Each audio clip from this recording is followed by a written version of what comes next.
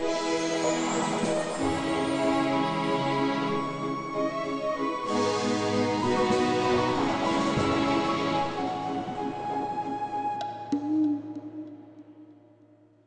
monsieur, bonsoir. Le Cameroun et le Nigeria ont décidé de renforcer leur coopération pour combattre les insurgés islamistes de Boko Haram. C'était lors de la visite de travail du président nigérien au Cameroun. Mohamedou Buhari et Paul Biya ont également relevé avec satisfaction l'affaiblissement en cours des capacités opérationnelles de Boko Haram face à la coalition militaire régionale mise sur pied début 2015 et à laquelle participent le Nigeria, le Tchad, le Cameroun et le Niger. Dans un communiqué conjoint publié le 30 juillet dernier, les deux chefs d'État se sont engagés à renforcer la coopération séculaire et sécuritaire tout le long de leurs frontières communes. Ils ont aussi renouvelé leur soutien à la force multinationale mise dans la guerre contre Boko Haram. Pour lutter donc contre cette nébuleuse, ce sont environ 6 500 militaires et quelques 2000 policiers et gendarmes qui sont mobilisés par les pays du lac Tchad. La nomination du général nigérien Ilia Abba à la tête de cette force qui sera basée en N'Djamena au Tchad prouve, s'il en est encore besoin, que les choses se précisent. Est-ce le résultat de la présence en terre camerounaise du président Mohamedou Buhari? Que peut-on retenir de cette visite? Le Cameroun et le Nigeria pourront-ils faire face à la nouvelle forme d'attaque des lieutenants d'Aboubacar Shekau? Où en est-on avec le droit de poursuite? Les mesures prises jusqu'ici par les autorités camerounaises suffisent-elles pour garantir la quiétude à l'intérieur du pays et assurer la sécurité des personnes et des biens? Peut-on croire à la thèse du complot occidental? Comment peut-on expliquer la recrudescence des brutalités des attaques de la secte islamique Boko Haram? Madame, monsieur, voilà les questions et bien d'autres que nous allons aborder dans la première partie du débat sur Camnews 24. Nous parlerons aussi du désordre urbain au Cameroun, à qui cela profite, quels sont les principaux responsables. Pour discourir donc autour de ces sujets, j'ai le plaisir de recevoir sur ce plateau Triple A Albert, voilà, c'est Albert Anatole Aïssi, Triple A. Bonsoir, vous êtes journaliste. Bonsoir Thierry Yopé, bonsoir aux téléspectateurs de Canal 24. Surtout bonsoir monsieur Yepchang Edouard qui est Nini. C'est vrai que nous sommes dans deux maisons différentes, il est syndicaliste et moi aussi journaliste. C'est quand même vrai que j'ai fait suffisamment d'efforts pour me rappeler que Triple A C'est renvoyait Albert à Anatole Albert Aïssi. Anatole Je Aïssi. suis toujours très jaloux de mes deux prénoms. Voilà. Voilà, j'ai tenu à mettre assez de temps là-dessus parce que vous nous avez rappelé cela dans les couloirs de Camnews 24. Vous aurez en face, vous l'avez d'ailleurs annoncé pour nous, Monsieur Edouard Héritier, bonsoir.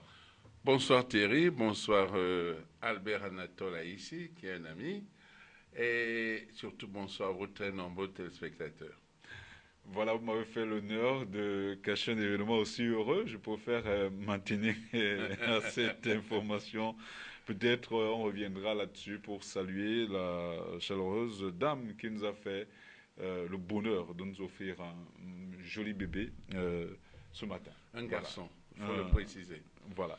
C'est aussi ça, les avantages du métier. Avec vous, je parlerai d'une situation suffisamment anecdotique. Hein. Vous l'avez dit sur ce plateau, et l'avenir, semble-t-il, vous a donné raison. On a nommé un nouveau DG à Election Cameroun. Il s'agit de Abdoulaye Babalé. Beaucoup de chance ou Oui, c'était un pronostic qui valait la peine? non, c'était un pronostic qui valait la peine. Il y avait déjà trop de désordre dans la maison Eleka. Et puis, Abdoulaye Babalé, c'est un nom que je connais depuis très longtemps dans les sphères de la haute administration, ministre et bien d'autres avant d'être ministre. Donc, pour quelqu'un issu de la maison Elekam, connaissant bien les problèmes, je crois qu'on va naviguer avec une cartographie précise. Alors, il remplace Mohamed Sanitanimo, toujours en ponte, on peut dire, du Rassemblement démocratique du peuple camerounais. Bon, peut-être un peu plus vieux. On se sera attendu peut-être un rajeunissement des cadres. Qu'est-ce qui va changer concrètement avec l'arrivée de Babalé? Ce qui va changer, c'est que il se mettra juste à sa place et fera le travail qui lui est assigné au regard de sa place, comme je l'ai déjà dit, à la différence de son prédécesseur qui faisait vraiment du désordre. Peut-être parce qu'il a travaillé longtemps à la présidence de la République, il croyait que les affinités qu'il a construites là-bas lui viendraient au secours. Monsieur Peter Boktabi, j'ai une pensée pour lui. J'ai appris qu'il a été évacué récemment et a été envoyé en sapeur-pompier. Il a même fait une proposition très intéressante pour ne pas le froisser outre mesure. Il s'est arc-bouté et voilà, il a eu ce qu'il devait avoir.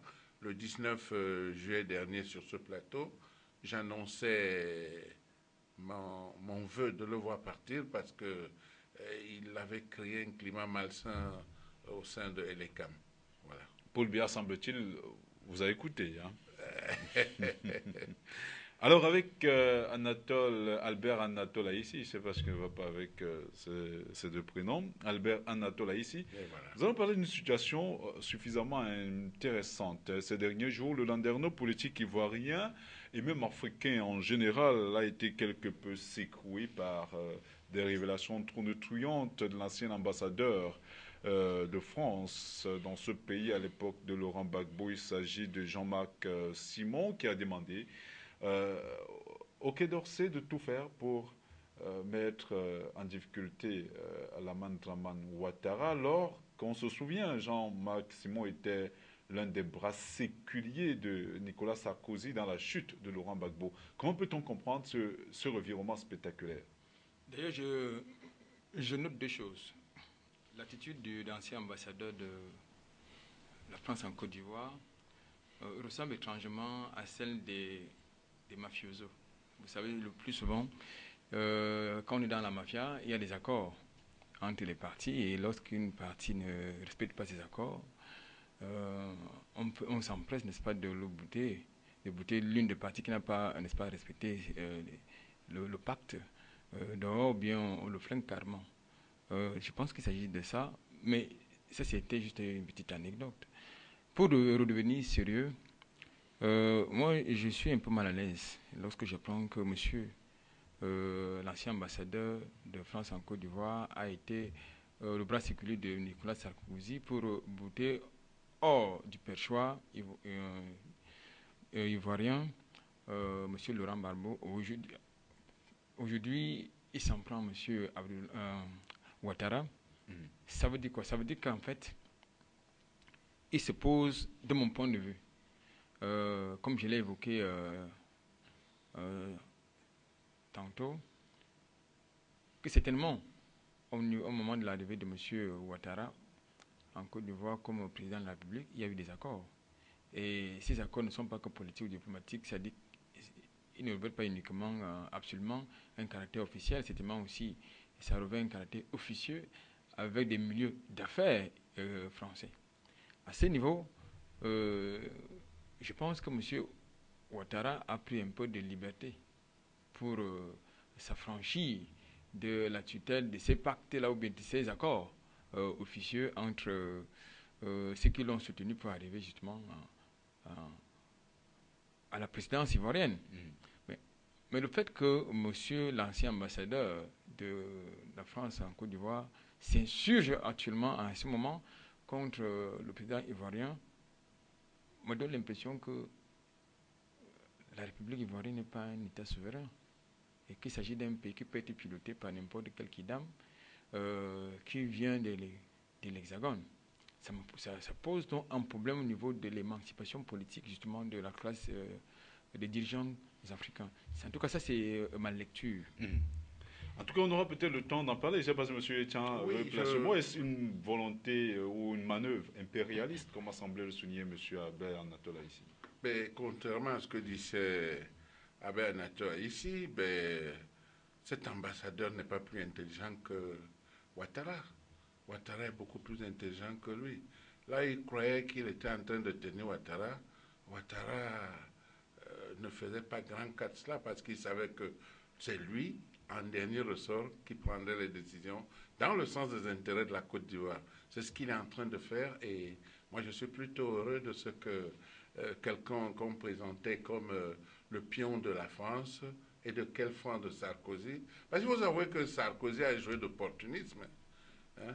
La coalition RDR, comment s'appelle le parti de Houphouët-Boigny là? PDCI, ne pouvait pas être battu par Barbeau. Il n'avait pas d'électeurs. Barbeau a enfumé les gens avec des incantations qui n'avaient rien à voir du nationalisme, et voilà. Donc, ils ont voulu se faire opportunistes, mais M. Ouattara sait ce qu'il a fait pour son pays. Il a été au Bretton Woods, il sait ce qu'il faut faire. Ce n'est pas un petit ambassadeur qui joue au planton qui va l'inquiéter. Donc, je suis très heureux de ce qu'on reconnaisse aujourd'hui en Ouattara, un homme pas béni, oui, oui. Voilà. En tout cas, une chose est sûre, hein, le débat fait jaser au sein du corps social et même dans le landerneau politique au-delà de la Côte d'Ivoire, au Cameroun et même en France, parce que Marine Le Pen a également demandé à ce que Alaman Dramane Ouattara soit traduit à la CPI, à la Cour pénale internationale, pour être jugé pour crime contre l'humanité. En tout cas, c'est un sujet qui mérite, pourquoi pas, une première partie du débat sur CamNews 24. Donc, on verra peut-être d'ici à la semaine prochaine ce que les développements qui pourront naître de cette affaire pour que nous en parlions ici. Mesdames, Messieurs, merci de nous faire confiance en nous renouvelant une fois de plus votre confiance et restez des nôtres. Voilà pour la suite du débat dans un instant.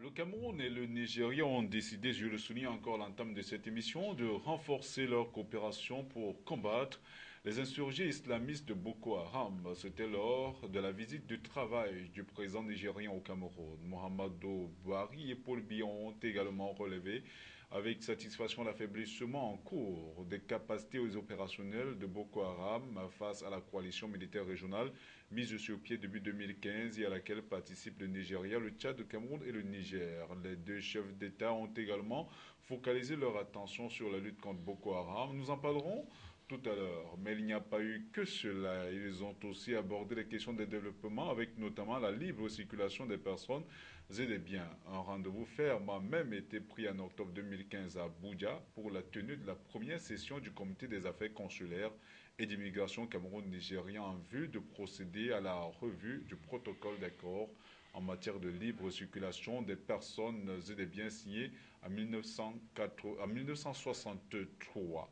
Nous vous permettons d'abord de voir ce reportage qui revient sur la visite de Muhammadu Buhari au Cameroun. Et on revient pour la suite.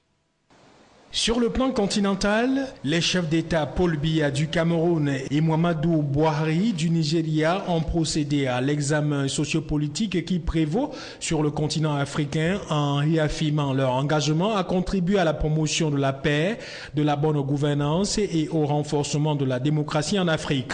Ils ont pris acte de la satisfaction exprimée par le secrétaire général de l'ONU dans son dernier rapport sur les activités du Bureau de l'ONU pour l'Afrique de l'Ouest de janvier à juillet 2015 relatif à l'état d'avancement des travaux de démarcation de la frontière terrestre entre le Cameroun et le Nigeria, convenant par la suite d'accorder une suite favorable à la recommandation du secrétaire général de l'ONU relative à la finalisation avant la fin de cette année 2015 des travaux de démarcation de la frontière terrestre afin de se consacrer à l'amélioration de la coopération transfrontalière. Au plan international, Paul Biya et Muhammadu Buhari ont pris note des propositions et recommandations encourageantes de la conférence des Nations Unies sur le financement du développement qui a eu lieu à Addis Abeba en Éthiopie du 13 au 16 juillet 2015, fondant des espoirs légitimes dans la négociation d'un accord universel, ambitieux et équitable sur les changements climatiques lors de la COP 21 et la 21e conférence des parties de la Convention cadre des Nations Unies sur les changements climatiques qui se tiendra au Bourget près de Paris du 30 novembre au 11 décembre 2015. Alors, monsieur Monsieur Douaïtian, je commence par vous. Hein. On a évoqué un certain nombre de sujets sur le plan bilatéral. On parle également du renforcement, notamment de la libre-échange des personnes et des biens. N'oublions pas que c'est un protocole qui avait été signé en 1963 et entre 1963 et 2015, il y a beaucoup d'eau qui a également coulé sous les ponts. Peut-on croire que c'est une bonne nouvelle? Ça ne peut être qu'une bonne nouvelle. Seulement, l'entêtement de Boko Haram a perturbé nos pays respectifs, rendait pratiquement caduque la floraison de cette coopération tous azimuts. Et maintenant que le président Mohamed Buhari regarde dans la même direction que Paul Biya, je pense que c'est une bonne chose. Dès que d'ici la fin de ce mois d'août, la force régionale va entrer en action et vous avez suivi en début de reportage là, vous-même l'avez dit sur ce plateau, le président Buhari et Biya ont reconnu, déclaré que les actions menées jusque-là ont diminué la capacité militaire de Boko Haram, même s'ils ont pris leur plan B qu'on est en train de contenir tant bien que mal. Voilà. Avec votre permission, nous allons parler des questions sécuritaires après. Pour la gouverne des téléspectateurs, on a choisi de séparer l'émission en deux parties. Une partie qui nous permet de parler un peu d'économie, parce qu'il n'y avait pas que Boko Haram ont mené de la discussion. On sait également, Anatole ici, que à son retour au Nigeria, Mohamedou Buhari a réitéré sa ferme détermination à maintenir et à respecter les accords de Grimtree, ce qui montre quand même qu'il y a une nette volonté du nouveau président, du nouveau chef d'un Nigérian de changer un certain nombre de choses. Est-ce que le coup de froid qui avait existé entre les deux pays à l'époque de Goodluck Jonathan et même un peu avant, à cause de la presqu'île de Bakassi, est-ce que ce coup de froid peut être considéré comme un lointain souvenir? Je note tout d'abord que depuis son élection à la présidence de la République fédérale du Nigeria, c'est la première fois que le président nouvellement élu, Mohamedou Buhari, arrive au Cameroun dans un contexte assez particulier qui est justement secoué par les questions d'insécurité de part et d'autre des deux frontières. Maintenant, pour revenir à sa récente visite, notamment sur le plan bilatéral, je dois d'abord préciser que, pour revenir sur votre dernier point, les Nigérians sont un peu divisés sur l'autonomie ou la rétrocession. La rétrocession, n'est-ce pas, au Cameroun, par le Niger, de la presqu'île de Bakassi, qui a fait l'objet, n'est-ce pas, d'un conflit il y a quelques années. Donc la classe politique nigérienne est divisée sur ce point-là. Maintenant, je pense que le président Mohamedou Buhari représente la voix de la majorité du peuple nigérien. S'il prend une position, ça veut dire que c'est le Nigeria qui a pris position. Et notamment, pour dire justement que c'était un problème qui avait été réglé par les hautes instances internationales à ce niveau-là. Donc on ne peut plus revenir en arrière dans la mesure où le droit n'est pas rétroactif. Deuxième chose, je note également que le Nigeria, ça constitue un grand pôle économique. C'est-à-dire, sur le plan économique, le Nigeria, ça pèse très lourd que le Cameroun, et depuis récemment que se posent les problèmes de sécurité au niveau de nos frontières. Les opérateurs économiques, l'activité économique des deux côtés des frontières est très très perturbée. Je pense que c'est un aspect, c'est vrai qu'il n'a pas été trop relayé par les médias, dans la mesure où c'est l'aspect sécuritaire, c'est les problèmes de sécurité qui ont occulté ce point-là.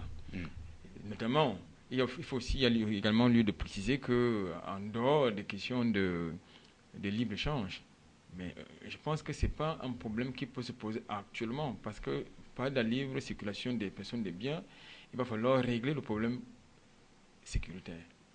Parce qu'on ne peut pas actuellement, c'est vrai que c'est un problème essentiel, Mais s'il faut remettre ça sur le tapis, dans le contexte actuel, cela voudrait dire qu'il va falloir ouvrir les frontières de part et d'autre et laisser n'importe qui entrer de part et d'autre pour commettre n'importe quel forfait.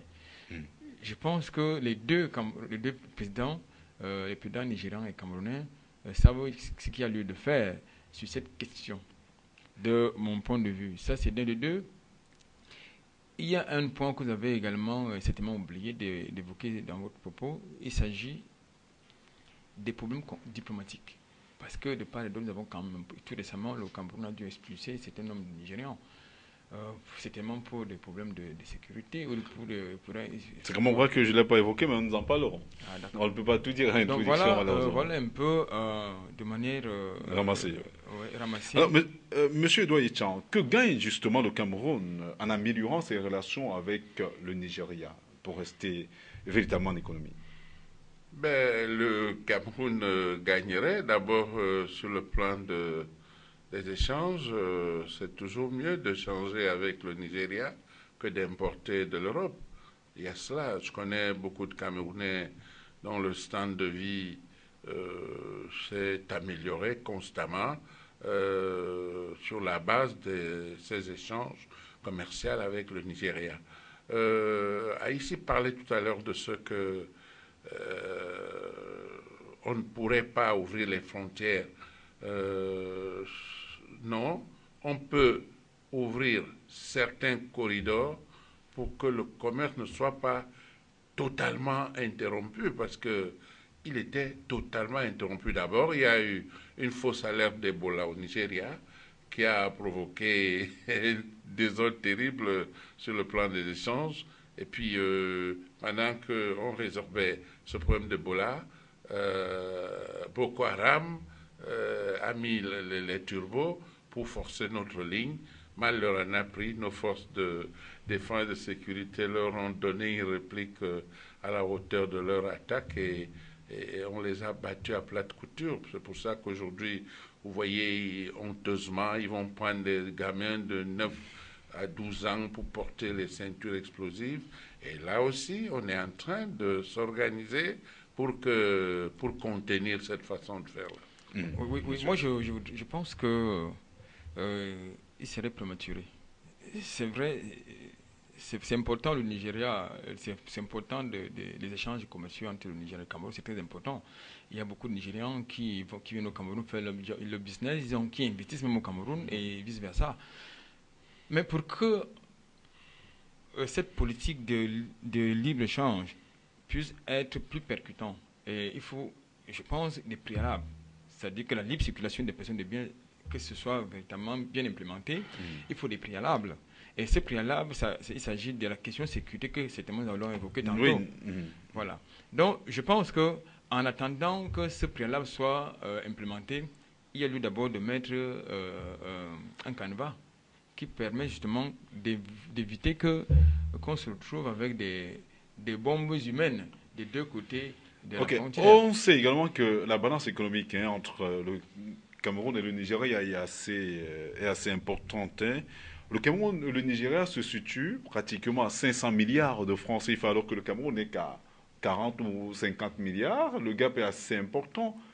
Comment pourrait faire le Cameroun pour, quelque part, relever ce gap, par exemple? Le Nigeria importe tout. C'est-à-dire le pétrole les a illusionnés au point où ils ont abandonné d'autres choses. C'est le lieu pour nos autorités. D'ailleurs, j'ai appris qu'il y a des projets de densification de l'agriculture qui permettraient que nos denrées aillent nourrir les Nigérians, ce qui réduirait leur importation de l'extérieur. Donc, c'est vrai, il y a déficit, mais on a les moyens de les rééquilibrer. Voilà. On constate que les Camerounais importent beaucoup plus du Nigeria que le Nigeria importe au Cameroun. Que l'inverse. Non, la réponse est simple. Au Cameroun, nous sommes dans une économie de service. Le Nigeria est dans une économie de production. La réponse est très simple. Mais est-ce qu'il est donc possible, dans ces conditions, dans ce contexte, quelque part, de relever ce gap, de permettre au Cameroun, peut-être d'être pas au même niveau que le Nigeria, mais quand même de faire des efforts Pour dans que ce ce sens. gap que vous évoquez soit relevé ou amélioré, soit, disons, oui, amélioré, disons ça comme ça, il faut d'abord qu'on change notre politique économique. Mais c'est ce que j'ai dit C'est-à-dire que ce soit on ne reste pas dans une économie de services, comme je l'évoquais tantôt, que nous construisions des unités agricoles, des unités de production, et non d'investir dans les services. Or, c'est la différence avec le Nigeria. Au Nigeria, vous avez des usines de montage ou de fabrication de véhicules, vous avez des usines de production de raffinage du pétrole, vous avez des usines de transformation de produits agricoles en produits alimentaires, vous avez... Bon, il s'agit d'une économie de production et vous avez bien fait de le relever que la balance économique entre le Cameroun et le Nigeria est déficitaire au détriment du Cameroun, bien entendu. Nous continuons, je pense aussi à... qu'est-ce que les Nigériens viennent acheter au Cameroun quand ils viennent? Je crois que c'est l'Hongrie qu'ils achètent ici pour aller revendre chez eux. Je crois que c'est la seule chose qu'ils peuvent prendre au Cameroun pour aller vendre chez eux. Donc il faut peut-être mettre un accent, comme disait M. Etienne, au niveau de la production agricole. Non seulement au niveau de la production agricole, d'une manière générale, nous devons entrer dans une économie de production. De production. Oui, M. Etienne. Oui, je voulais dire que nous disons la même chose, Absolument. à différentes que vous avez beaucoup développées. Moi, j'ai entendu les responsables de notre domaine agricole parler des améliorations qui, d'ici quelques années, permettront une très grande production qu'il faudra écouler. Et naturellement, le Nigeria serait une des destinations, tout comme les autres pays de la sous-région Afrique centrale. Comprenez? Donc, moi, je ne suis pas pessimiste. Il suffit simplement que la volonté politique qui semble il est vraiment affiché ces derniers jours. Ces derniers jours soit implémentée et que nous produisions. On a des terres. Quand vous partez, c'était l'autre jour à Banjoun, j'ai vu des terres à perte de vue, il n'y a rien, il n'y a que la brousse.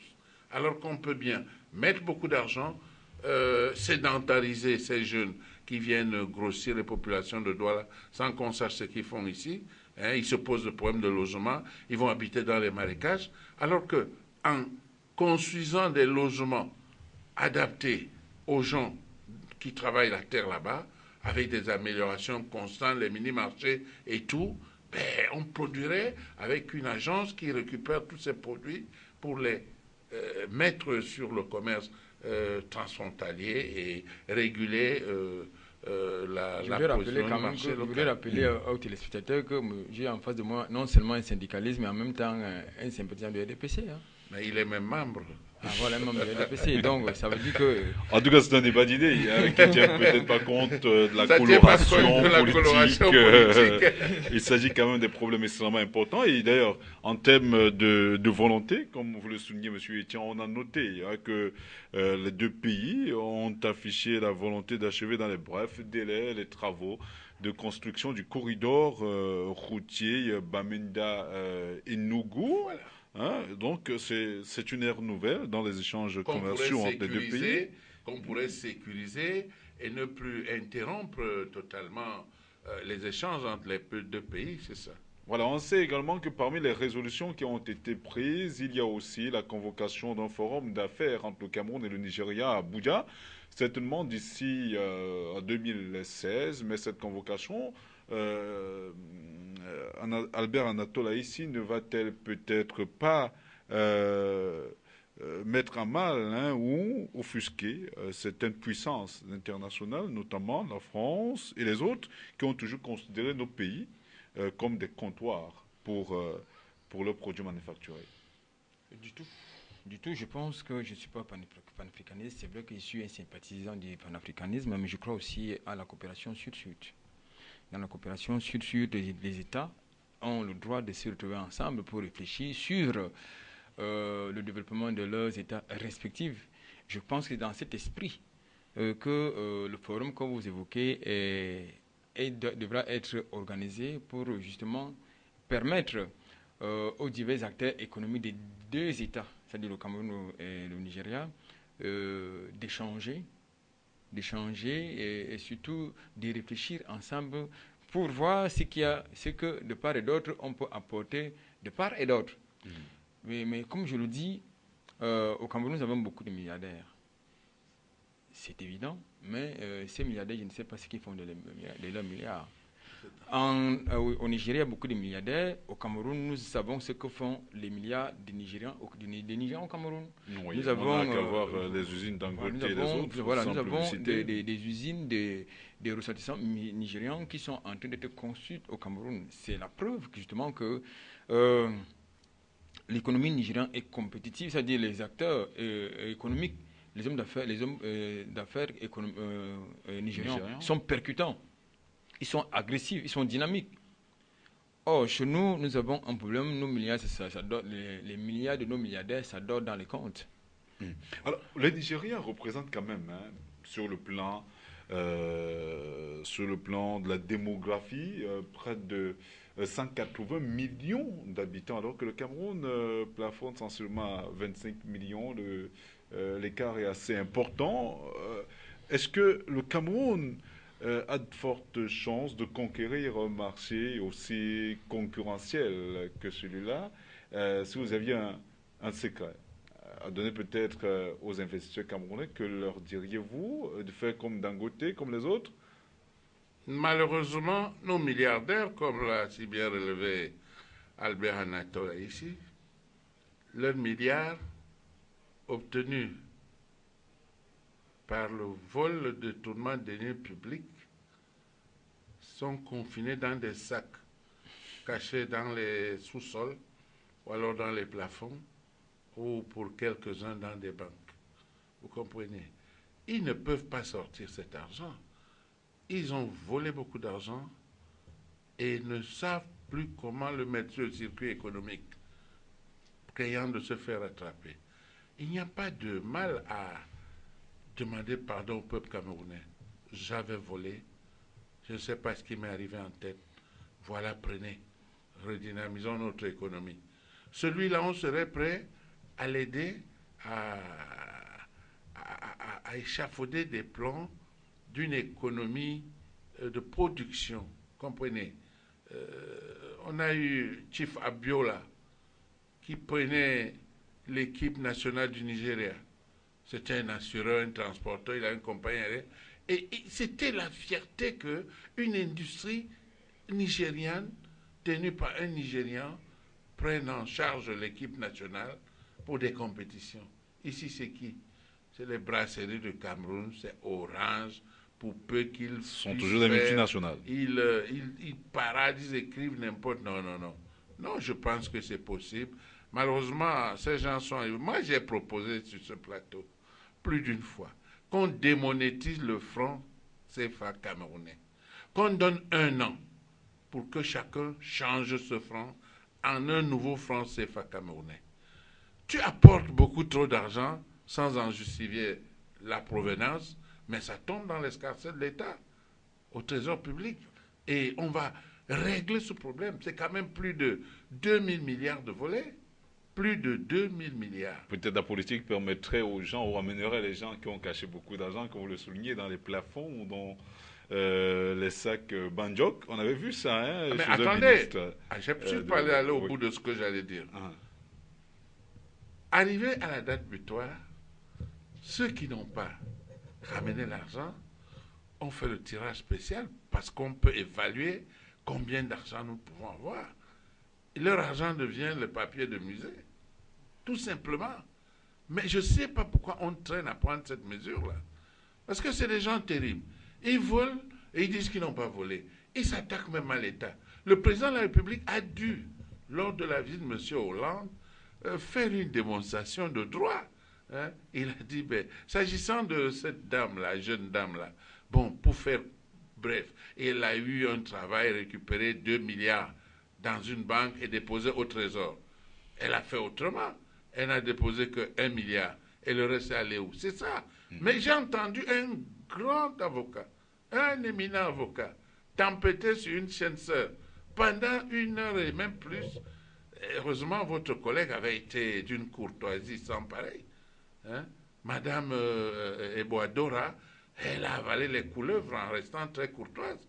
Parce qu'après que le président de la République a dit ce que le ministre de la Communication avait révélé un peu avant lui, avec tout le tapage qu'il aime faire, mais il a révélé.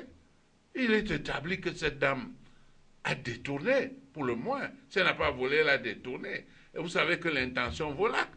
Quand tu as caché l'argent par des circuits impropres, la sanction est la même. Ok, c'est compris.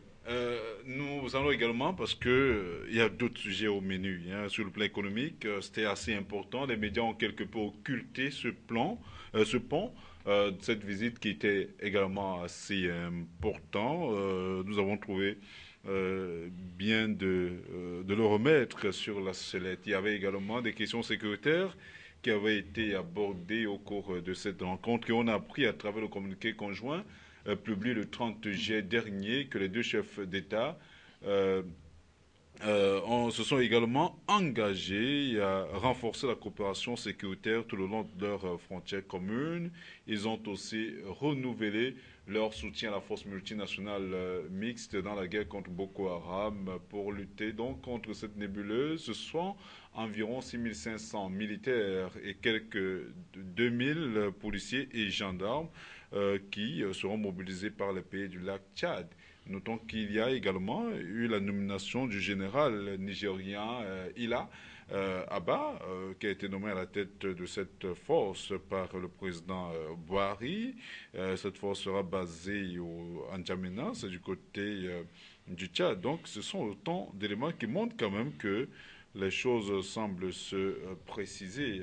Anatole, ici, peut-on croire que si on est arrivé justement à la mise véritable de cette force avec près de 30 millions de dollars qui ont été décaissés pour ces hommes et femmes, on parle de près de 8500 personnes qui seront déployées dans le cadre de cette force mixte. Est-ce à croire que c'est la présence en tête camerounaise de Buhari qui aurait boosté les choses? Oui, avant de répondre à votre question, je voudrais rebondir légèrement sur le... Oui, légèrement. Légèrement. Pour questionner les conclusions du Cameroun Business Forum, qui s'agit justement d'un forum qui est censé poser les bases des réflexions sur une économie camerounaise percutant et dynamique. Avant de voir si le forum économique qui se tiendra à Abuja bientôt va peut-être apporter quelque chose, j'en doute. Maintenant, pour revenir à sur la deuxième question que vous me posez, non. Disons que il faut quand même dire une chose. Le président Biya, il est certes laxiste sur certains points qui concernent généralement la gestion de l'État du Cameroun. Mais lorsqu'il s'agit des problèmes de sécurité, je crois qu'il s'empresse souvent il est souvent très diligent. Et je voudrais vous dire, et vous le savez d'ailleurs, qu'il a souvent anticipé. Il a souvent anticipé sur la réforme de l'armée. Il a anticipé en faisant la réforme de l'armée et en dotant l'armée d'une logistique de dernière génération. Il a eu une vision que beaucoup aujourd'hui lui certainement le félicitent d'avoir eu. Parce que c'est à travers les médias que j'ai su, moi je n'avais jamais imaginé que l'armée camerounaise a les lunettes à vision nocturne. C'est au plus fort de la guerre contre Boko Haram que j'ai justement vu que l'armée camerounaise est dotée d'une logistique de dernière génération pour pouvoir combattre la nuit. Je pense que ça c'est d'un de deux. Il y a quelques mois, je crois que c'est l'année dernière, le président Biya, Camerounais, Nigérian, se sont retrouvés en France, justement pour engager un front contre Boko Haram. Il était question justement de mettre ce dispositif-là et le financer. S'il fallait justement que le président camerounais attende que ces dispositifs-là soient mis en place, on aurait eu le temps d'être envahi par justement les insurgés, les terroristes de Boko Haram. Il a pris l'option justement de prendre le taureau par les cornes et je pense que c'est la même logique qui a prévalu dans son entretien avec son homologue nigérian pour mettre justement Donc place. on peut s'attendre que la vice-présidence qui revient au Cameroun aura également à sa tête quelqu'un dans les prochains jours. Absolument. Absolument. Je vous dis que quand il s'agit des questions d'ordre de sécurité, le président Biya est très suffisamment diligent. Il est très diligent. Alors, Monsieur Edouard Ichan, est-ce que le Cameroun et le Nigeria pourront faire face à une nouvelle forme d'attaque toujours asymétrique, hein, cette nouvelle forme d'attaque des lieutenants d'Aboubacar Chikaou, des hommes transformés en bombes qui peuvent être n'importe où, n'importe comment. D'ailleurs, il y a quelques-uns qui ont été arrêtés ce week-end, ou le week-end qui est en train de s'achever. Est-ce que les deux pays pourront faire face à cette nouvelle forme de violence? Le Cameroun seul déjà, il fait face avec des résultats. Vous-même venez de dire qu'on a interpellé, ce n'est pas des gens qu'on interpelle facilement. Ils cachent bien leur jeu, mais on arrive déjà à les interpeller. Hein. Ils en sont réduits à arrêter des enfants, les doper et envoyer avec des bombes. Un enfant de 9 à 12 ans, quel idéal il peut défendre? Même sur le plan coranique, il connaît quoi dedans? Rien du tout. Donc, ils sont aux abois. Et c'est pour cela que j'apprécie hautement les mesures prises par les autorités administratives. Nous parlerons des mesures tout à l'heure. Ah bon, ok. Donc, moi, je suis serein. Je sais que nous avons une armée disciplinée. Il y a 5 ans, avant que l'actuel ministre de la Défense ne prenne la tête de ce département, l'armée était devenue bavarde. Des scandales partout.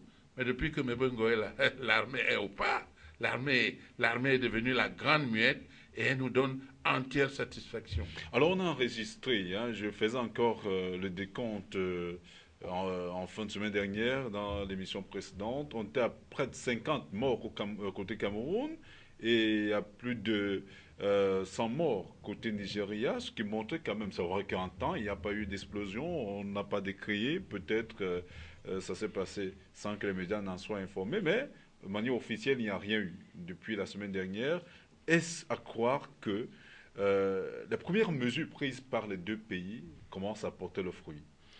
Bon, je ne sais pas d'où vous tenez vos statistiques. Vous savez qu'en matière de guerre, il y a ce qu'on appelle la communication de guerre. Les chiffres que vous avez, je ne sais pas d'où vous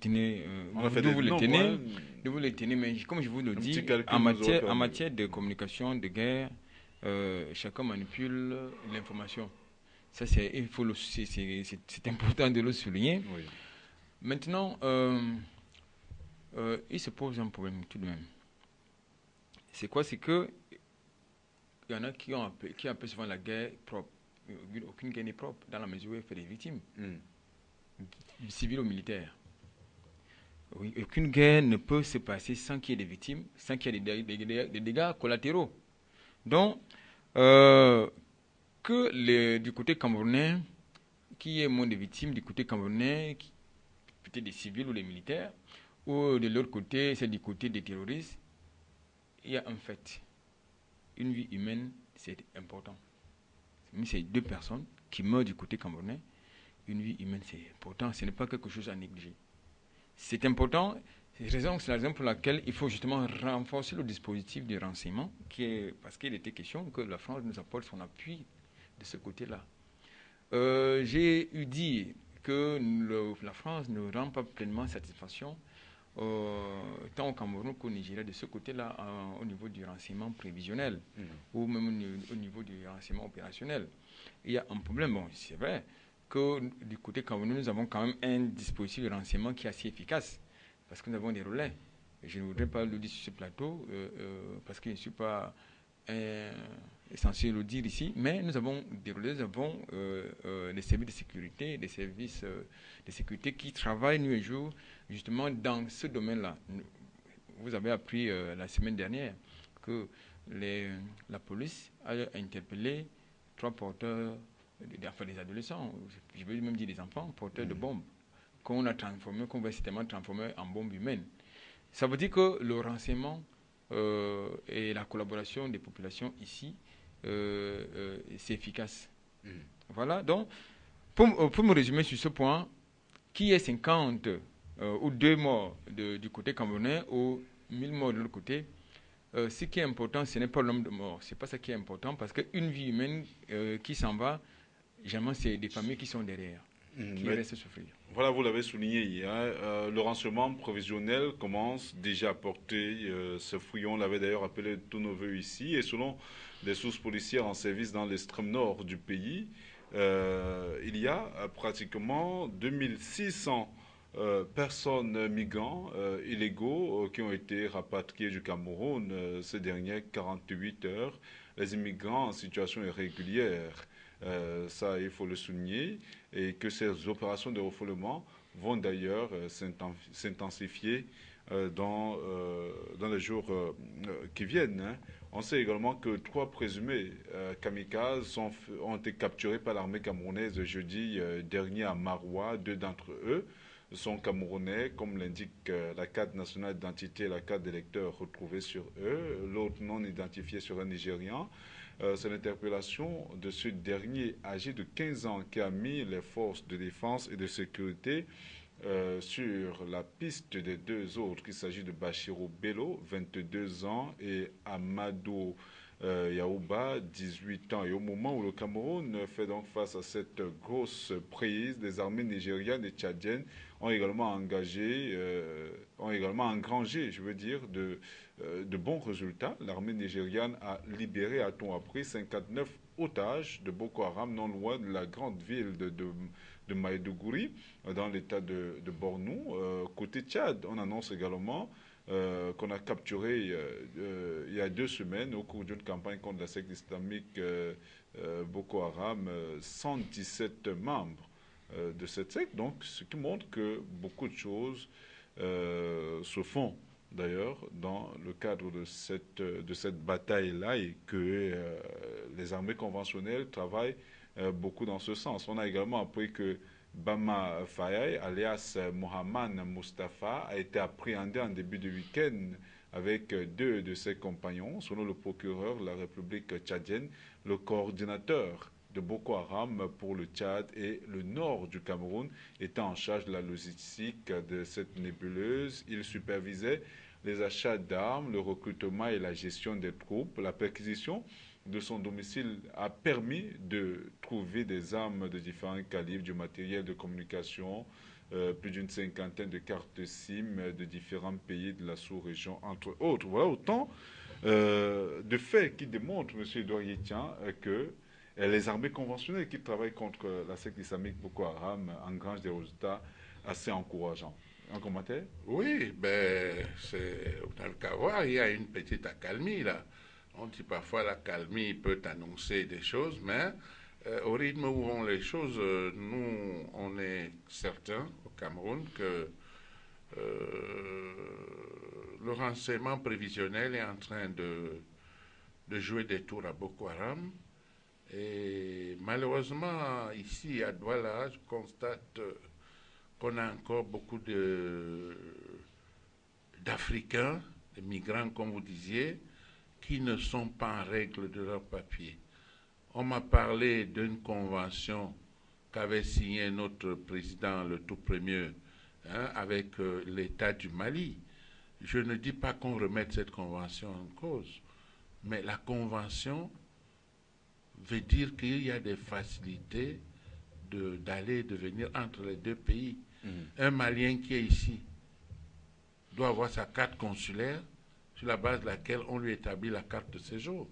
Leur carte de séjour pour 2 ans, ça coûte 7500 seulement. Ils sont pleins dans le quartier là. Ils n'ont pas de carte. Si ces messieurs qui sont des adeptes de l'islam, un instant tourné à écouter le discours qui n'a rien d'islamique, mais présenté comme l'islam par le Boko Haram, comment on ferait? Quelqu'un pose un acte, ils font dans la nature. On ne peut pas savoir parce qu'on ne sait pas qu'il est au Cameroun. Hein? Il y a des choses, les voyages interdépartementaux, les contrôles en route sont poreux. Prenez la route Douala-Bafoussam, Douala-Banjou, Douala-Tchan. C'est le scandale. Ce n'est pas possible. Bon, le gouverneur l'autre jour a dit que bon, on va contrôler en route. Moi, je lui ai fait une proposition de contrôler plutôt dans les agences. Vous comprenez? On met toutes les forces dans les agences et le bus ne peut s'arrêter en route que s'il y a un renseignement prévisionnel qui indique que malgré tout ce qu'on a fait, il y a eu une infiltration. Vous comprenez? Il y a tout ça, il faut prendre le nom du passager, l'affiliation. Là aussi, je propose, si les autorités nous écoutent, qu'on prenne, qu'on demande à chaque passager de venir avec une photocopie de sa carte d'identité sur laquelle il met son numéro de téléphone. Il donne sa carte d'identité et la photocopie, on vérifie si c'est conforme, on enregistre comme normalement, et il y a quelqu'un d'autre, une autre administration chargée de relever toutes les données qu'il y a sur la photocopie, vous comprenez? Ça permettrait de gagner le temps. Une sorte de recensement général de la population. Vraiment pas recensement, mais ceux qui voyagent.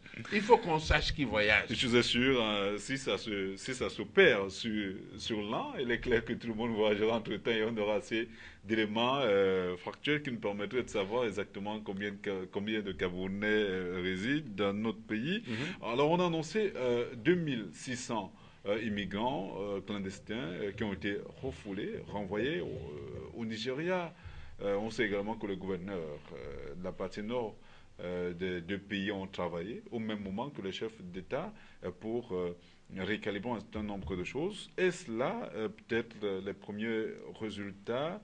Est-ce que le fait de renvoyer dans leur pays des gens peut-être en situation de guerre également de l'autre côté ou qui vivent dans des conditions exécrables face aux attaques répétées de la secte islamique Boko Haram, est-ce que les renvoyer serait une bonne chose?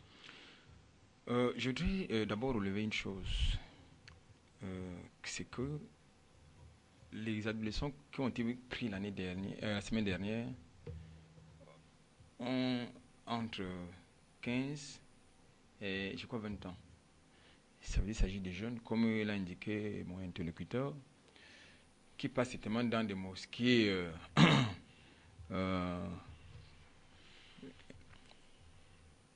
comment dirais-je, des mosquées qui ne sont pas identifiées. On leur fait un lavage des cerveaux. Et certainement aussi il s'agit des enfants qui ne sont pas scolarisés, qui n'ont pas une activité connue et qui sont issus des... En fait, c'est une couche sociale vulnérable. Qui sont issus des couches sociales vulnérables, effectivement. Et on leur fait miroiter beaucoup d'argent et on ne sait pas à quoi ils s'engagent. Et finalement, puisque Boko Haram, comme la plupart des groupes terroristes, recrutent parmi les couches défavorisées. Et c'est ce qui se passe. C'est-à-dire, surtout pour les parents qui ne contrôlent pas leurs enfants, qui ne savent pas ce que font leurs enfants, qui fréquentent leurs enfants. Ça, c'est aussi important de relever cet aspect. Alors, comment faire avant que de répondre à ma question, parce que vous avez semblé mettre de côté ma question. Non, je vais revenir à votre question. Oui. Comment faire donc pour réduire il faut scolariser davantage ou il faut mettre assez de moyens dans cette partie du pays? Premièrement, il faut scolariser les enfants. Il faut les scolariser parce que quand un enfant va à l'école, on sait au moins il y a une traçabilité. On sait qui fréquente, où est-ce qu'il va. On sait que quand il va à l'école à 8 h, il revient à telle heure. S'il sort de ce cadre-là, on doit pouvoir s'inquiéter et savoir chez qui il va. Ça, c'est l'un de deux. Et il faut qu'on sache qui l'enfant fréquente parce que nous sommes dans la partie septentrionale où il y a une certaine culture qui est dominée par l'apprentissage de l'arabe ou du Coran. Il faut qu'on sache ce qu'on dit à ces enfants-là, qui s'occupe de l'enseignement de ces enfants-là. Pour ceux qui sont en âge de trouver du travail, il faut qu'on leur trouve du travail. Parce que quand un enfant est oisif, nous savons tous que l'oisiveté est la mère de toutes les vices que les vices. Donc, il faut déjà qu'à ce niveau, qu'on puisse pouvoir faire quelque chose. Deuxième chose, avant de répondre à votre question, pour ce qui concerne les familles qui sont touchées par les attentats, il faut une prise en charge d'abord psychologique.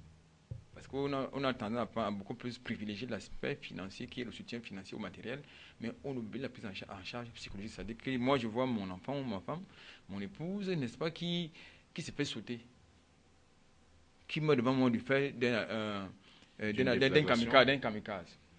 C'est psychologique. Même si on me donne des millions, cette image-là, ça ne partira jamais de mon esprit. Maintenant, pour revenir à votre question, je note aussi que, là, en tant que journaliste, j'ai fait beaucoup d'enquêtes et je me suis souvent rendu compte que des étrangers ont la nationalité camerounaise, ont une carte d'identité camerounaise. Donc, rien ne prouve donc pas que moi, en tant que journaliste, je ne suis pas convaincu que les adolescents chez qui on a trouvé des cartes d'identité nationale camerounaises sont effectivement des Camerounais. Parce que nous sommes à la frontière entre le Cameroun et le Nigeria. De part et d'autre, nous avons les mêmes cultures. C'est la Hausa ici, c'est la Hausa de l'autre côté. C'est les mêmes peuples. Donc rien ne prouve effectivement que ces enfants-là soient des Camerounais. C'est vrai qu'il y a de plus en plus, une autre personnalité de ce pays l'a dit, en l'occurrence, M. Kabaïge Yibil, pour ne pas le nommer, a dit que Boko Haram est parmi nous. Donc quand une personnalité comme celle-là fait cette déclaration, il faut la prendre au sérieux. Maintenant, les gens qui ont été refoulés, est-ce que c'était la solution? Je vous pose la question. Est-ce que c'était la solution? Quel était leur statut au Cameroun? Est-ce qu'ils ont un statut de réfugié? On parle bien des immigrants. Donc, ils n'ont pas de statut de réfugié pour l'instant, ce sont des immigrants. Bon, donc, si ce sont des immigrants, ça pose un problème. Ça pose effectivement un autre problème derrière. Ça pose effectivement un problème de sécurité parce que dans le Nord, les Lamido ont un grand pouvoir. Ces gens doivent pouvoir savoir qui est où, qui vient d'où, qui fait quoi, chez qui. Et s'ils se retrouvent, ça pose donc le problème qu'évoquait tantôt mon interlocuteur, à savoir la porosité de nos frontières.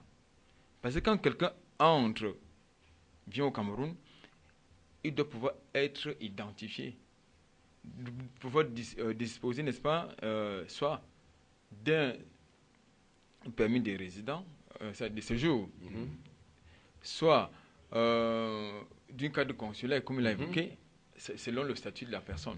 Donc, s'il s'agit des immigrants qui sont en situation irrégulière, il n'y a pas matière à discuter là-dessus, il faut les refouler. Alors, M. Etienne, pour l'instant, en 1948, on a dénombré 2600 immigrants, donc des personnes en situation irrégulière au Cameroun. Ce chiffre ne fait-il pas fraude? 2600 personnes non identifiables au Cameroun, qui se retrouvent au Cameroun en période de guerre, dans ces conditions. Est-ce que les mesures prises à cette allure par les autorités administratives ne sont-elles pas en elles-mêmes insuffisantes au regard ne serait-ce que de ce chiffre d'immigrants? Ben, c'est déjà ça de fait. Quand on a réussi à mettre hors de nos frontières un peu plus de 2600 personnes, dont la présence, l'identification ne se trouvait dans aucun fichier de sécurité, c'est beaucoup. Et d'autres vont partir d'eux-mêmes sans qu'on les ait chassés. Dès qu'ils voient ces rafles-là, ils vont partir. Mais je pense qu'il ne faut pas arrêter ça seulement dans l'extrême nord. Il faut descendre ici au sud. On a aussi la frontière avec le Nigeria. Ils ne sont pas bêtes, les Boko Haram. Ils peuvent constater qu'on les a barrés mal en haut. Ils se mettent à migrer vers le sud Nigeria. Je vous rappelle qu'au Nigeria, on se déplace très facilement. On ne demande rien à personne. Et ils pourraient tenter de passer par là. C'est pour cela qu'il faut que, sans que ce soit de la stigmatisation, qu'on voit qui est notre voisin, qu'on voit au niveau du quartier. Vous êtes là. Vous faites quoi? Vous tenez des cafétérias, vous avez des boutiques, très bien. Ça, c'est ce qu'on voit en journée. Est-ce qu'on sait ce que vous faites dans la nuit? Est-ce qu'on voit quelles sont vos fréquentations? C'est ça. Celui qui ne réunit pas les conditions, on le met dehors. Au Tchad, dernièrement, alors qu'on est en très bonne entente avec le Tchad, dès qu'il y a eu des pam-pam-pam là-bas, ils ont mis les Camerounais dehors. Il y en a qui ont voulu dire, mais quelle est cette histoire? Mais quelle est cette histoire? On ne joue pas avec la sécurité. Il faut prendre les mesures qu'il faut, quand il faut, sans tergiverser. Donc, j'applaudis ce qui a été fait. on dira que c'est tard, mais mieux vaut tard que jamais. Alors j'en profite avant que de partir avec M. Aïssi pour ma dernière question. Albert Anatole Aïssi, c'est comme ça qu'il aime qu'on l'appelle. Tout à l'heure, tu as dit Aïssi, Anatole seulement. Je reste un peu plus sérieux. Est-ce que les mesures prises jusqu'ici par les autorités administratives pourraient garantir la quiétude des populations, notamment? J'avoue que ce que l'État fait ne fait que du bien pour le pays. Ceux qui mettent dans la jérémiade là, un autre, le préfet du Mfundi, prend la décision que les débits de boissons ferment à 19h. Un groupuscule s'organise, ils ont même à leur tête des avocats qui disent que la décision est attaquable. Je dis, aucun juge ne peut juger une décision prise par une autorité administrative. Il va se déclarer incompétent. Ils disent comment une décision prise par un ministre peut être battue en brèche par un préfet. Mais non, ils ne savent pas comment fonctionnent ces choses-là. C'est bien. Yaoundé est quand même la capitale politique de notre pays. Des mesures exceptionnelles doivent y être prises. Le gouverneur a décidé qu'à minuit, on ne veut plus voir un bar ouvert. Ça veut dire que celui qui a son bar, à 10h30, 22h30, doit déjà commencer à préparer la fermeture. À 11h, il ne sert plus rien à personne. Pour que les dernières bien finies, il ferme. Qu'on trouve qu'il a fermé. Il ne faut pas venir trouver des gens sur la véranda qui traînent et disent on n'a pas fini nos bières. Oui, moi j'ai un souci. Moi j'ai un souci. Vous devez revenir, finissez, monsieur Etan. Donc, oui, s'il vous plaît, monsieur Albert Anatole ici. Donc, moi je souhaite davantage de sévérité. Ça ne va pas durer très longtemps. Tout cela permet de savoir quels sont ceux qui n'ont pas de domicile déjà. Parce que quand les bars sont fermés, les snacks et tout ça, et qu'on vous trouve en train de déambuler, on vous arrête. D'accord, merci. Monsieur Albert Anatole, ici, avant que de rebondir, une chose est sûre, cette question va vous permettre de rebondir davantage. Il est une chose, prendre les mesures, c'est bien, mais les suivre également est une chose. Au cours d'un reportage, d'une enquête que nous menions en cette fin de semaine, on a remarqué effectivement qu'il y a encore des conducteurs de moto, taxis qui dorment pratiquement à la belle étoile sur leur moto au niveau des stations-service. On a remarqué que certains débits de boissons continuent à rester ouverts après minuit et que les snacks continuent à rester jusqu'à des heures induites. Est-ce que le fait d'avoir pris ces mesures suffit en lui-même? Moi, j'ai peur qu'on apporte de mauvaises solutions à un vrai problème. Sincèrement, moi, j'ai peur qu'on apporte de mauvaises solutions à un vrai problème pour deux raisons au moins. La première, il faut que les décisions prises par les autorités administratives, qui me semble salutaire aussi, reposent sur une base juridique. Il ne faut pas que ces mesures-là, qui sont salutaires pour les populations, puissent être aussi restrictives des libertés publiques. Ça, c'est d'un. De deux, je voudrais que, au lieu de demander au débit de boisson de fermer à 18h, 17h ou 19h, que le problème soit géré autrement. Comment? Les pays où sévit le terrorisme, dans les pays où sévit le terrorisme, n'est-ce pas, il n'y a pas des mesures restrictives de liberté publique. Chaque pays n'a-t-il pas sa spécificité? Non, ce que je voudrais dire, c'est que il faut justement que ces mesures-là reposent sur une base juridique. C'est important. Ça, c'est dans deux. Oui. Dans les agents de voyage, parce que nous parlons de la mobilité des personnes et des biens. Et nous ne savons pas qui peut se retrouver à tel endroit pour commettre tel fait. Quel fait, autant pour moi. Il faut donc qu'on permette ou qu'on exige à certains agents de voyage d'avoir le matériel qui leur permet... À tous les agents, pas à certains, non, à tous les agents de voyage.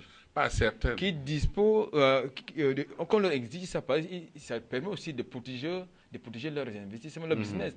Qu'on exige à ces agents de voyage-là d'avoir un dispositif de sécurité, de filtrage des personnes, des biens. Parce que, je vais vous raconter une anecdote.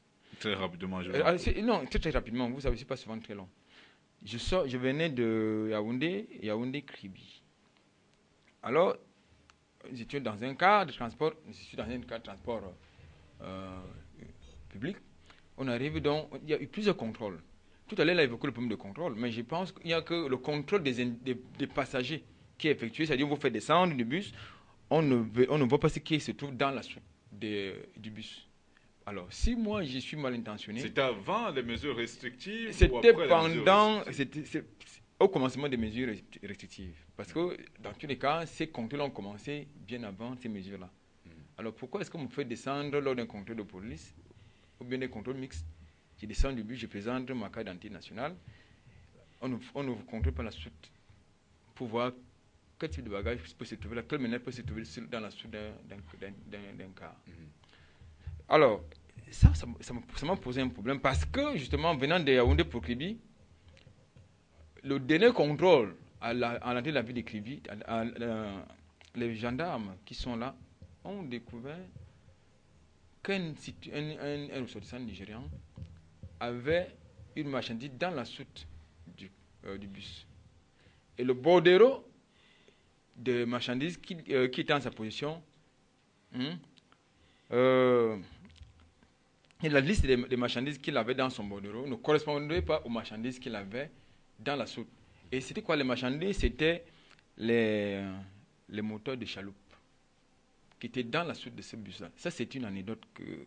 Bon, alors, imaginons donc que c'était une bombe.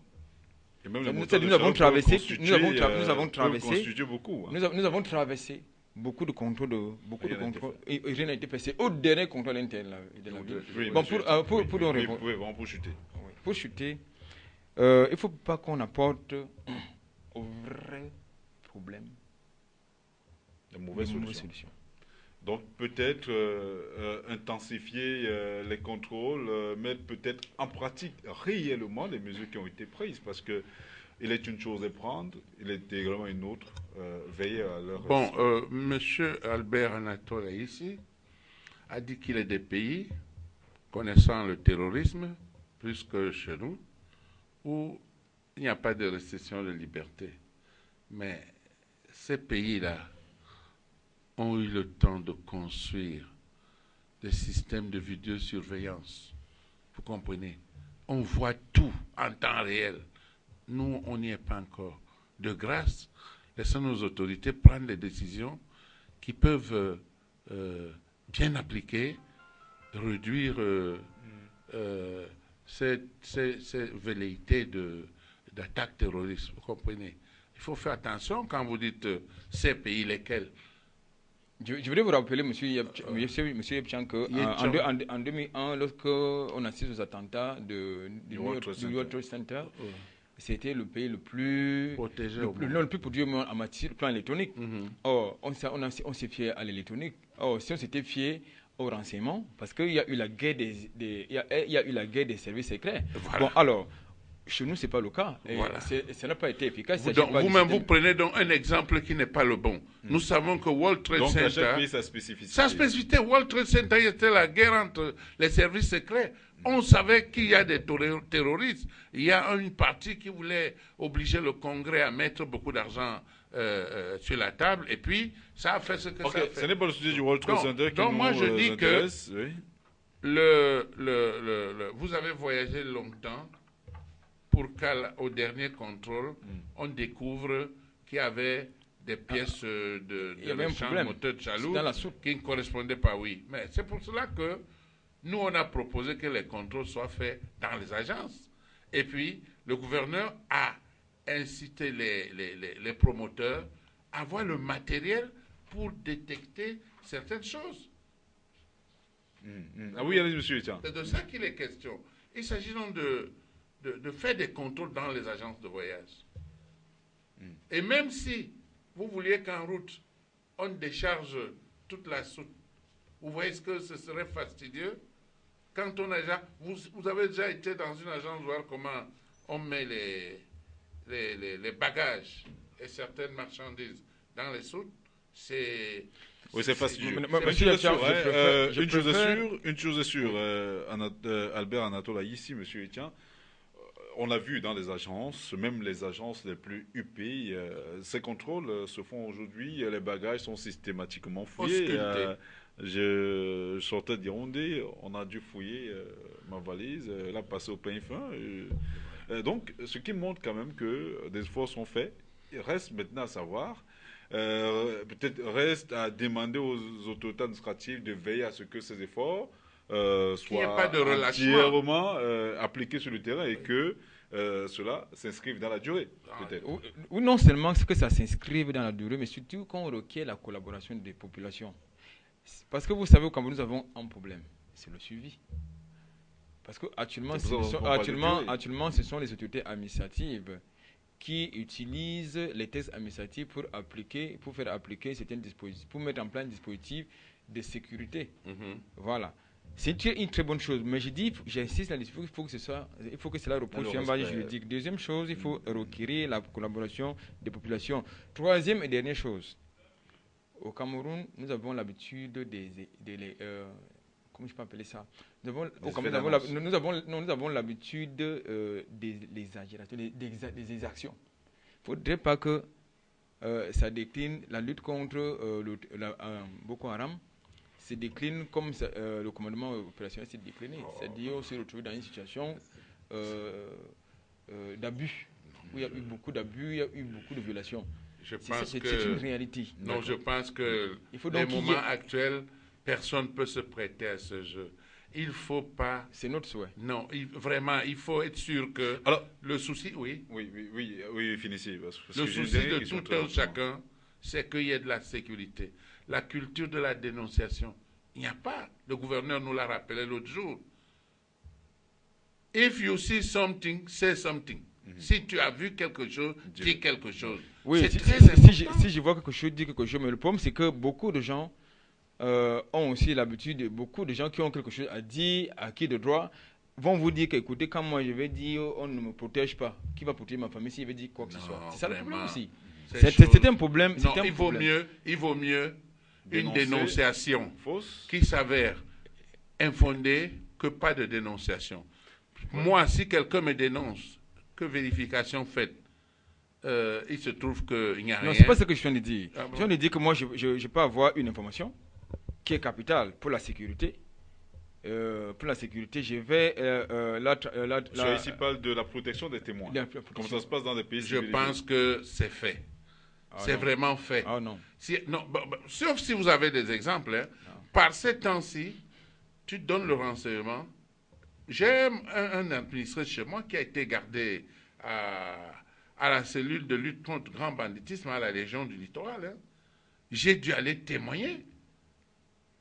Après vérification, la dénonciation s'est avérée fausse. Et on m'a appelé, j'ai pris l'engagement. Le jour où les choses évoluent et qu'il faille ramener cet enfant, je le ramène. Mais moi, je parle de la protection des témoins. Des gens qui sont... Mais ces témoins, on ne nous l'a pas dit. On ne nous l'a pas dit. J'ai évoqué ce cas pour que vous sachiez qu'on protège les témoins. Puisqu'ils ont même dit qu'ils sont prêts à financer. Non, pas financer. À confronter. Une confrontation. Eux, ils n'ont pas choisi cette voie-là. Ils ont utilisé toutes les possibilités qui s'offraient à eux. À la fin, ils ont constaté que la dénonciation se fondait sur rien. Alors, très rapidement, il y a une certaine thèse qui souligne qu'il y a un complot, c'est un complot occidental autour de la lutte contre Boko Haram. D'ailleurs, le président nigérien Muhammadu Buhari, de son retour des États-Unis, s'est quelque peu insurgé de ce que les États-Unis n'avaient pas véritablement accompagné, comme il l'aurait souhaité. Est-ce qu'on peut croire qu'il peut exister un complot occidental dans ce qui se passe actuellement? Je ne voudrais pas répondre directement comme cela. Tout à l'heure, j'ai évoqué ça. J'ai dit qu'il y a un engagement qui a été pris par la France lors du dernier sommet restreint entre les différents présidents, les présidents des différents États concernés par le terrorisme de Boko Haram, qui consistait à créer une force multinationale qui consistait à échanger, à appuyer le Cameroun et le Nigeria dans le partage des achats des renseignements ou bien l'utilisation des drones. Je ne pense pas que cela ait pu être comme ça s'est passé comme cela, je l'ai dit tantôt. Maintenant, est-ce que les États-Unis Les États-Unis, la France et les autres pays occidentaux. Les autres, non, je pense. Non, je pense que c'est tout à fait logique. On ne peut pas demander. C'est vrai que le terrorisme, nous ne va en guerre contre le terrorisme sans l'appui des autres. Parce que même les États-Unis, qui sont la plus grande puissance au monde, ont besoin, n'est-ce pas, qu'il y ait une coalition, qu'il y ait des appuis de part et d'autre pour pouvoir mener la lutte contre le terrorisme. À plus forte raison, les pays comme le Cameroun, le Nigeria, qui n'ont pas les mêmes... Il y a une thèse. Mais par contre, moi, je réfute la thèse du complot parce que nous ne pouvons pas demander l'émancipation et puis demander en même temps qu'on vienne souvent dans nous appuyer. Ok, monsieur Estienne, pensez-vous qu'il peut y avoir la thèse du complot La thèse du complot est là. Ils n'ont qu'à tourner comme ils veulent. Nous, on les voit venir.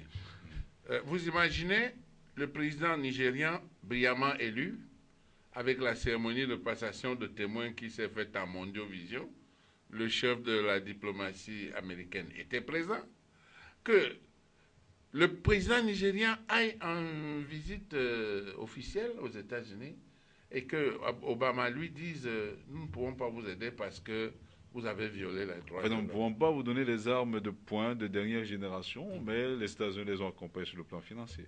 Oui, pour aller acheter les armes ou non. C'est ça le problème, non. Tout ça, c'est pas sérieux. Moi, je sais une chose. Depuis la fin de la Deuxième Guerre mondiale, qui a abouti à Yalta, au scindage du monde entier en zone d'influence, ça, c'est les zones des Français. Ils ne veulent pas énerver les Français. Vous voyez, ils sont d'accord quand il faut nous spolier. Hein? Il est de notoriété publique que les États-Unis ont espionné les Européens jusqu'à savoir les secrets qui se disaient, ben, ils n'en ont pas fait grand bruit parce qu'ils savent qu'ils se tiennent. Comprenez donc. Mais quel est l'intérêt que la France, par exemple, a déstabilisé le Cameroun ou le Nigeria dans une affaire comme ça? Vous cherchez l'intérêt. Le Nigeria est certainement le premier producteur de pétrole.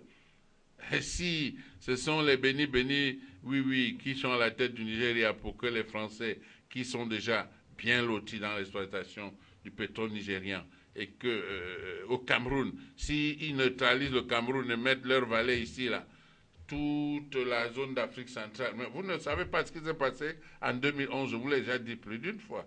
En 2 secondes, je vais vous le redire. L'élection présidentielle de 2011 était partie pour être fauchée. On a acheté des syndicalistes, on les a invités à l'ambassade des États-Unis à Yaoundé, on leur a proposé de l'argent pour qu'ils perturbent l'élection. Vous savez que le secteur de transport est le plus névralgique. Quand il y a grève dans les transports, tout s'arrête. Les camarades m'ont appelé, hey, monsieur le secrétaire général, on nous appelle, je dis, allez, prenez l'argent et vous savez ce qu'on doit faire. Ils ne peuvent pas brûler notre pays. On est resté dans une réunion à la DGRE de 9h du matin à 21h30. Et après, on allait donner une conférence de presse à Djega Palace. C'est moi qui répondais à toutes les questions. En tout cas, les camarades m'avaient choisi pour être le porte-parole. On a levé le mot d'ordre de grève. Il y a eu 3 moutures de communiqué final. C'est celui que mon équipe a rédigé qui a été retenu. Levant le mot d'ordre de grève. Ça n'a pas empêché que le chef de service de sécurité des Nations Unies au Cameroun lance des messages sur le net partout, appelant les diplomates camerounais à Yaoundé à constituer des stocks de nourriture et d'eau parce que les jours à venir allaient être difficiles. Pourquoi? Parce qu'on voulait à tout prix que M. Marafa soit candidat. Et qu'est-ce qu'ils ont fait? Ils voulaient imposer qu'on viole notre code électoral, qui fait que c'est des partis politiques qui présentent des candidats à la présidentielle, et pour que monsieur soit candidat, pas pour gagner, juste pour que le résultat proclamé, il engage la contestation. À la frontière soudano-tchadienne, il y avait 6500 mercenaires. Vous comprenez? C'est là où monsieur le notaire qu'on a arrêté là, c'est lui qui allait leur donner de l'argent. Il faisait des voyages de nuit par avion.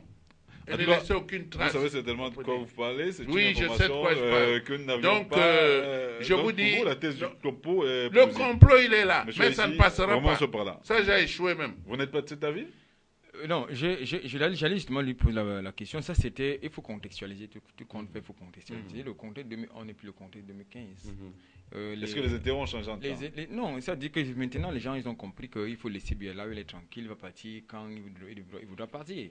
Ok, bon, c'est peut-être votre fin mot. Hein. Vraiment, il nous reste sensiblement 7 minutes à passer ensemble. Nous allons parler très rapidement du désordre urbain au Cameroun. On sait que la politique de lutte contre le désordre urbain date depuis des lustres dans notre pays. Et il est bien dommage que les autorités publiques n'aient jamais tiré de leçon des multiples échecs de cette politique pourtant louable. Monsieur Edouard Etienne, vous qui êtes proche du domaine des transports, on sait qu'il y a également tout un gros désordre à ce niveau.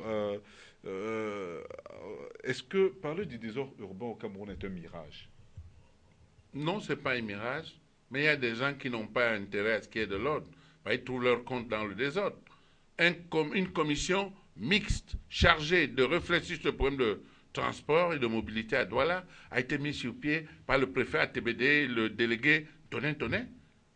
C'est cette commission qui délivrait, qui donnait avis favorable pour qu'une agence de voyage soit validée. Mais comme les fonctionnaires de la communauté urbaine se sentaient bloqués, le délégué nous a dit dernièrement qu'il y a eu des querelles entre les syndicats. Écoutez-moi cette mauvaise blague-là. Si vous savez qu'il y a 20 syndicats, vous pouvez quand même savoir lequel des syndicats joue pour l'intérêt public. Pendant qu'ils jouent pour l'intérêt public et que quelques syndicats créent le problème, au lieu de les isoler et continuer, vous mettez tout le monde dans le même panier et on se met à délivrer les autorisations aux gens. Il y a les agents de voyage dans les carrefours. Il y en a une quelque part en ville, dans l'un des très grands carrefours de Douala. Le cahier de charge ne respecte pas. Tout le monde voit.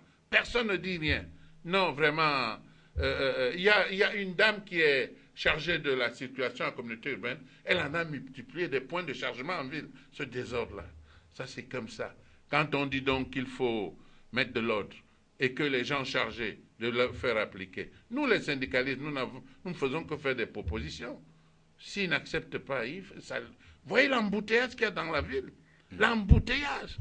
Alors, Albert Anatole, là, ici, on construit partout au Cameroun, il n'y a pas de drain véritable, il n'y a pas de canalisation véritable, on garde n'importe où, il n'y a pas de parking.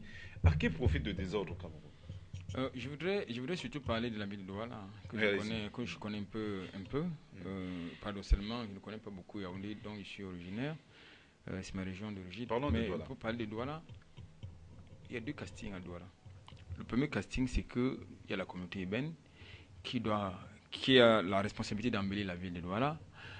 Il y a les communes d'arrondissement qui ont besoin, qui pensent qu'ils n'ont pas le même budget que celle que la communauté urbaine. Il faut qu'elle grappille de temps en temps les taxes sur l'occupation temporaire de la voie publique. Première querelle. Seconde querelle, c'est au niveau de la délivrance du permis de construire. Préalablement, c'était uniquement la communauté urbaine qui devrait vous délivrer un permis de construire quand vous avez à construire. Malheureusement aujourd'hui, je crois qu'il y a un texte. Il y a la loi 2004 portant un régime applicable aux communes et son décret d'application qui s'impose aux communautés urbaines et aux communes d'arrondissement. Et c'est un texte que tout le monde a mis dans les tiroirs. C'est vrai aussi qu'il y a beaucoup de juxtaposition de compétences dans ce document-là. Mais pour redevenir sérieux, le véritable problème à Douala, au niveau du désordre urbain, c'est comme l'a souligné monsieur le président Yepchan, c'est au niveau de l'application des textes. Parce qu'il faut d'abord qu'on applique les textes. Ces textes s'imposent à tout le monde. Malheureusement, ceux qui sont chargés de l'application de ces textes, ou bien du moins de veiller à l'application de ces textes, ne le font pas. J'ai fait allusion à monsieur le préfet du département de Vori. C'est lui qui est le chef de terre. À une certaine époque, la communauté urbaine c'est vrai, il y a certaines personnes là-bas qui aussi entretenaient ces désordres-là. À une certaine époque, la communauté urbaine veillait à ce que les trottoirs ne se transforment pas en marché à ciel ouvert ou spontané, qu'on ne garde pas n'importe où. Ça un peu gêner les intérêts de certaines personnes. Résultat de course, monsieur le préfet du département de Vuri a pondu un arrêté qui interdisait à la communauté urbaine d'arrêter ses activités de police municipale dans la ville de Douala. Et bien sûr, ça s'est amplifié au point où, aujourd'hui, la violation de la loi, l'occupation tous azimuts des espaces publics est devenue la règle et l'application de... Ok, mais il faut souligner que ce n'est pas avec le prophète Nasseri Paul-Bey, c'était avec le prophète... Oui.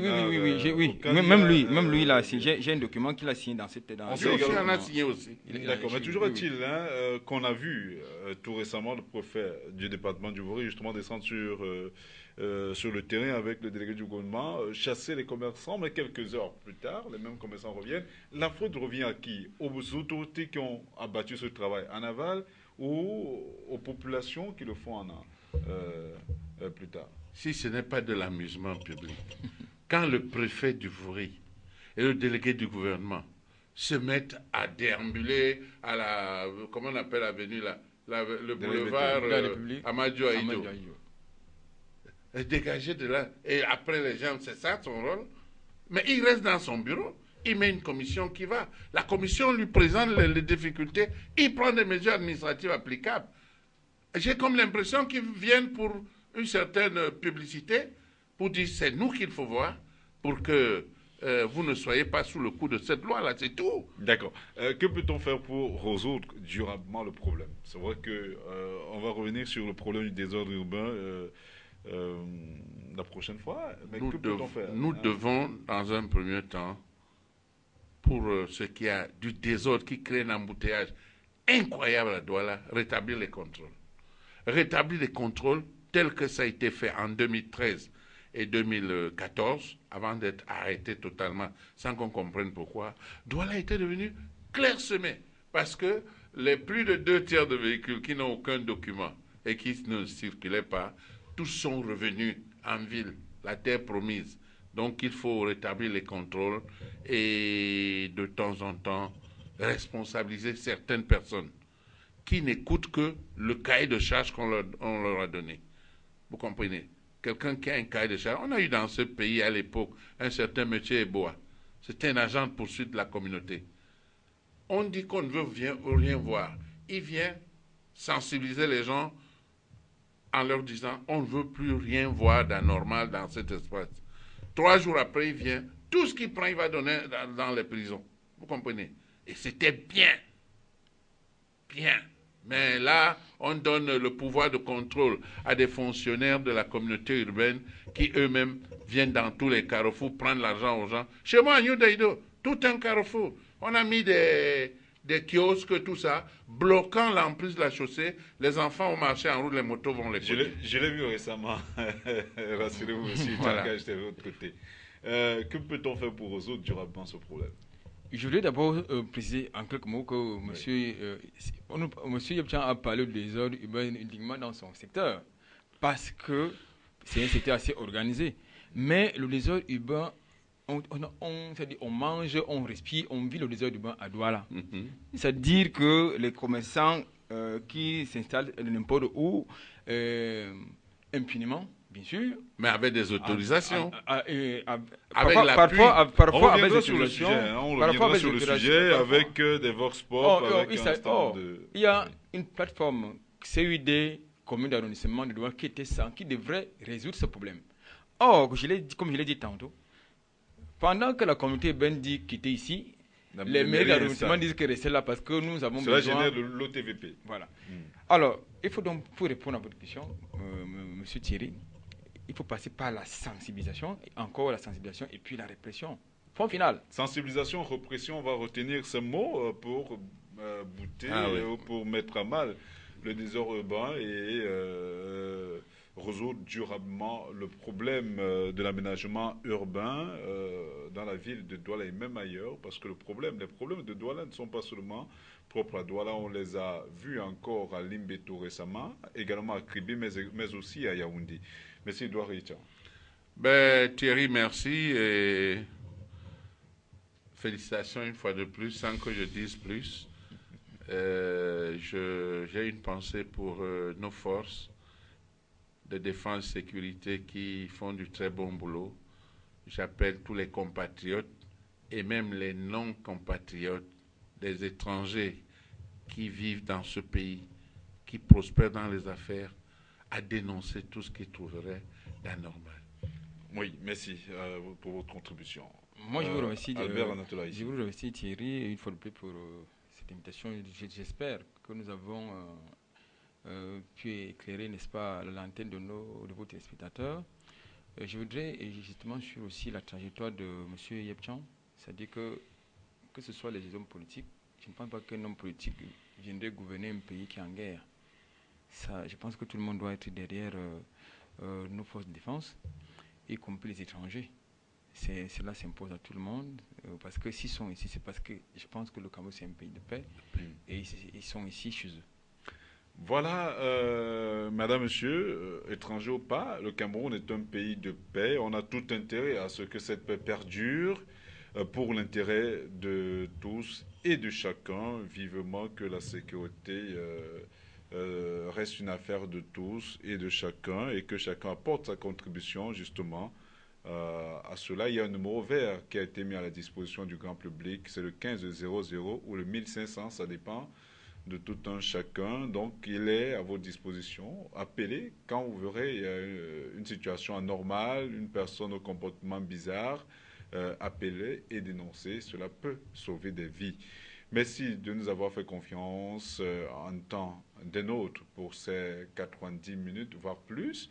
On espère avoir été à la hauteur des sujets qui étaient posés sur la table du débat. Retrouvons-nous très prochainement sur ces mêmes antennes. Au revoir.